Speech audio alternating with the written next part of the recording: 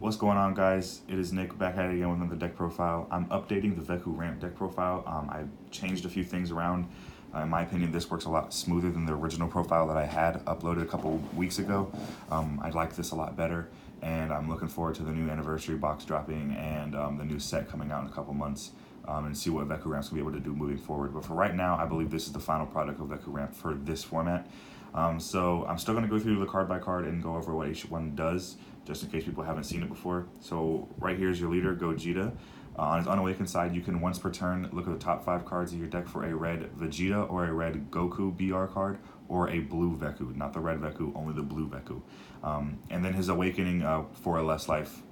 Restand 2 energy and then flip this card over. And then his unawakened side, this is probably one of the best leaders in the game in my opinion on his unawakened side. You draw 1 when you attack, obviously, and then your activate main, not once per turn, pay 2 energy, target a card, bottom of the deck for your opponent.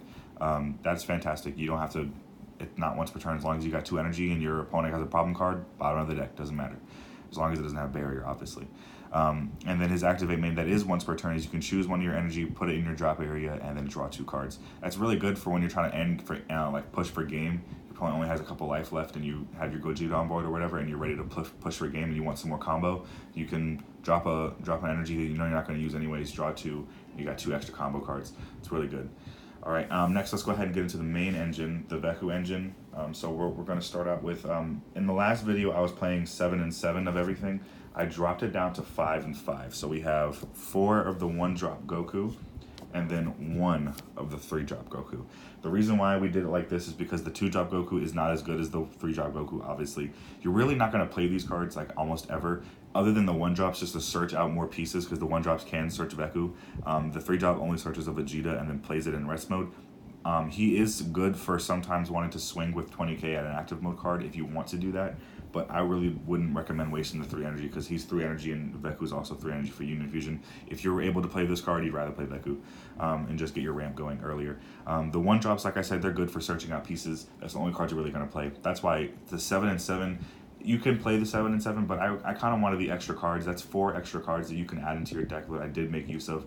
So I'd rather do the 5 and 5. So getting on to the Vegetas, we're going to be doing 3 of the 1-drops and 2 of the 3-drops. That's how we're going to win it. The 3-drop Vegeta is good if you ever need to play him.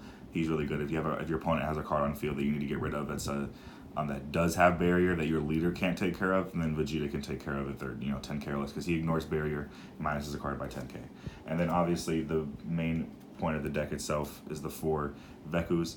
So what Veku does, for anybody who doesn't know, he's a Union Fusion. You tap 3/4 with a red Vegeta BR and a red Goku BR. Obviously, it have to be the same power, but you don't have to worry about that in this deck because they're all 10Ks.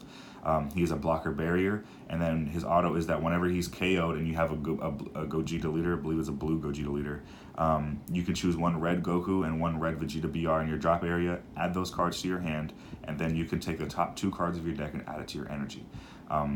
Really, really good. Obviously, great for ramping. He can be KO'd in certain ways that does not allow you to get your ramp going.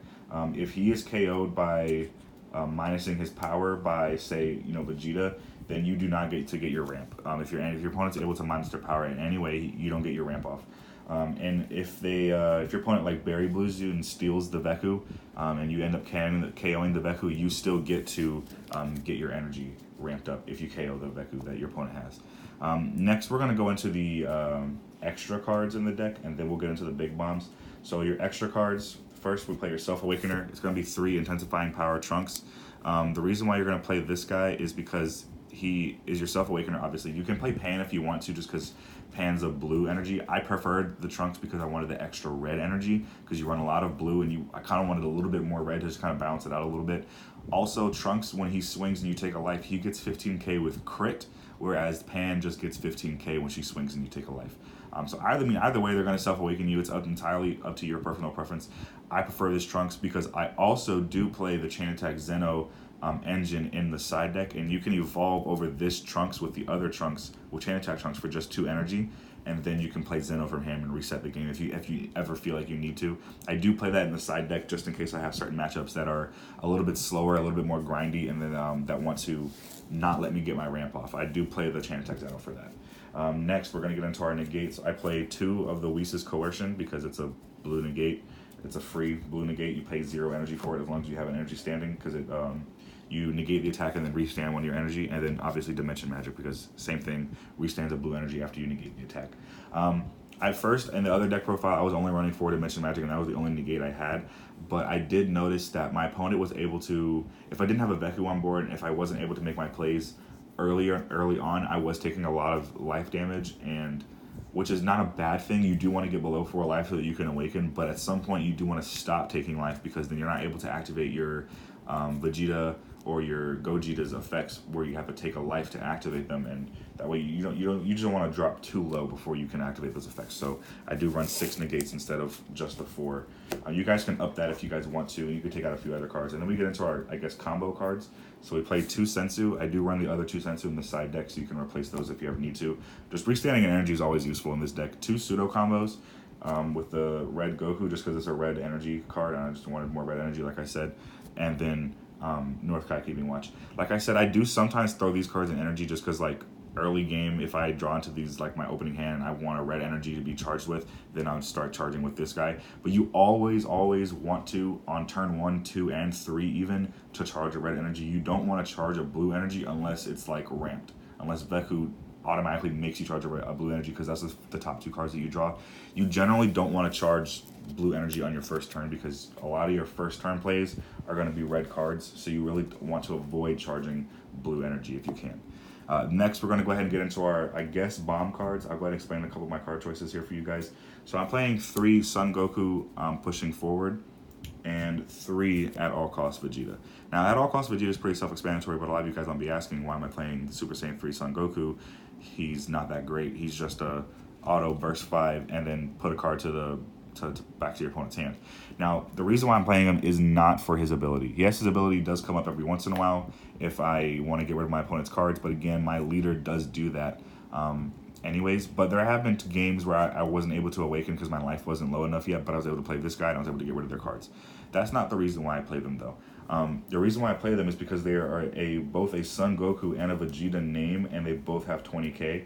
So that means that you can actually play the 7-drop Gogeta Hero Revived for a Union Fusion instead of playing him through hard casting. Now, there's nothing wrong with hard casting him. It's just that if you end up having these 2 cards in your hand, you can then play this guy for only 5 energy instead of 7. That leaves you with an extra 2 energy open at the end of your play, and that leaves you with more options to continue pushing forward. Usually when you bring this guy out, it's a game anyways, but as you guys have noticed, I did up him to 3 copies, because at 1 copy, I was not seeing him enough, or he'd end up in my life, or he'd end up in my energy based off of Veku's ramp. I'd rather play 3. This is your main game ender, in my opinion. You have a couple other game enders in the deck. The 7-drop Gogeta is your main game ender, honestly. His ability to reshuffle your opponent's hand, they draw 3 cards. That's all they get for the rest of that turn, and from that moving forward.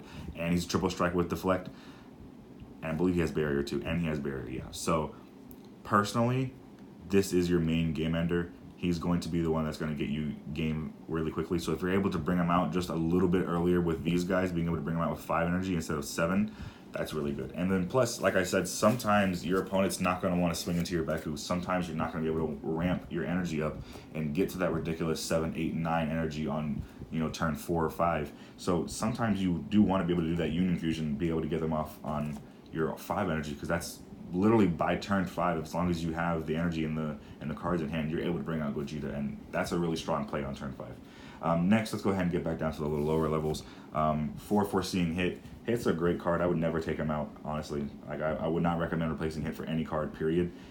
Hit is fantastic for getting knowledge on your opponent, ripping cards out of their hand, just knowing what they're playing, making them use their resources. I've had plenty of people have to Cold Bloodlust Hit because they needed me to not see their hand, and that's exactly what I wanted them to do, because I knew that I was able to bring out Gogeta next, or I was able to bring out my Secret Rare next, or whatever, but I wanted to get rid of whatever resources or negates they had in their hand first, so that I can bring out my next card and see what I can do from there.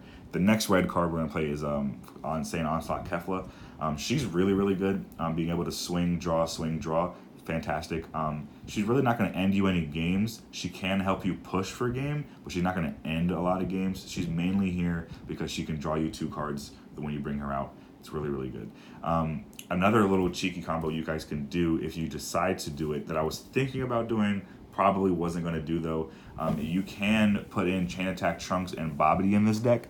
And once you activate Chain Attack Trunks, you can bring out Bobbity, obviously, if you have 6 red energy, which is not too hard in this deck, but it's not going to be easy. You can do Chain Attack Bobbity, and if you get lucky, you can actually bring out 2 Keflas and then be able to draw 4 cards per turn on that turn, which is not bad. It's not a bad combo. You guys can't, unfortunately, bring out Hit. I mean, you can bring him out, but you won't be able to get his ability because Hit says that you can only look at your opponent's hand when you play Hit from your hand. Next, we're going to get into our 6 drops, and then we'll be almost done here. So we got 2 Dragon Fists, Super Saiyan 3 Son Goku, and then Fu Shredded in Mystery. I consider Fu a 6 drop because you're never really going to hard cast him for 10. You're just going to play him for 6 and Overwhelm. So Super Saiyan 3 Son Goku. Barrier, double strike. When you swing, you bounce a card back to your opponent's hand, restand 2 energy. So essentially he comes out for 4 energy. Really cool that he has Barrier too, because that'll protect him from being popped or anything like that on your next turn, because what you can do really is if you can keep him on board for long enough, you can, bring him out, swing, and then you can play a card, any other card that you want. I mean, you can, say like you bring out the Gogeta, you paid only 5 energy for a Unifusion, you can swing with him, restand 2 more. You essentially only paid 3 for a Gogeta at that point. So that's a lot of restanding, a lot of getting your energy back. And then Fu, he is another one of your game enders, in my opinion. If your opponent doesn't die from the Gogeta combo, or if you're not able to pull it off, but you're able to get out Fu, what he does is that you overwhelm 6, you overwhelm 10, pay 6, you play him, and then your opponent cannot activate any cards other than their leader card until the end of their next turn. So that means you play him, they can't negate, they can't draw off of super combos, they can't use autos, they can't use activate mains, nothing like that unless it's on their leader card, can't do anything. That's usually going to be game if you have enough damage on board. If you're able to push for a game at that point, you're really going to be able to. So if you have, Fu and like another card on board, you're pretty much going to be able to push for a game because your opponent can't negate. They're going to have to try and combo over your damage. Even if they can combo over on their next turn, they can't activate anything, so they're not able to advance their game state on their next turn. And the turn after that, you can probably kill them anyways at that point because they're not able to really advance their game state in any way. So Fu is a really good way to end game. And then lastly, the secret rare, Son Goku and Oob. Another game ender. He doesn't come up as much just because you're only playing one of them. You can only play one of them because he's a secret rare, which kind of sucks. But whenever he does come up, he's a good card to play. He will end you games just because of his auto. Whenever you swing with him, he does have dual attack and double strike. Whenever you swing with him, your opponent automatically takes a life and takes an energy. So you can swing, take a life, take an energy, restand, swing, take a life, take an energy. So no matter what your opponent does, whether they negate it, they combo over, no matter what, they're taking 2 life and 2 energy, which is really good in my, not even in my opinion, it's a really, really good way to end game. If your opponent only has 2 life left, you can drop Secret Rare and swing for game.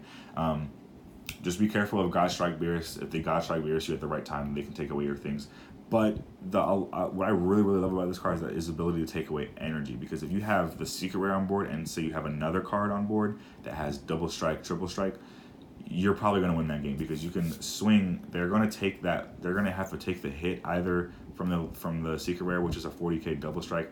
They're either going to have to take the hit and not risk the negation, or they're going to negate it, and then they're still going to lose a life and lose an energy. So you're able to kind of get rid of their active energy so that when you swing with your next card, they're not going to be able to negate you in the first place or be able to activate pseudo combos or anything like that.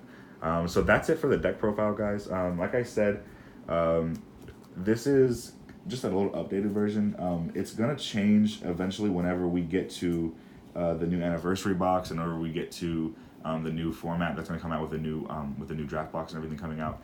So it's definitely going to change then. I'm excited to see what it's going to be like, what Veku Ramp's going to be like when it changes.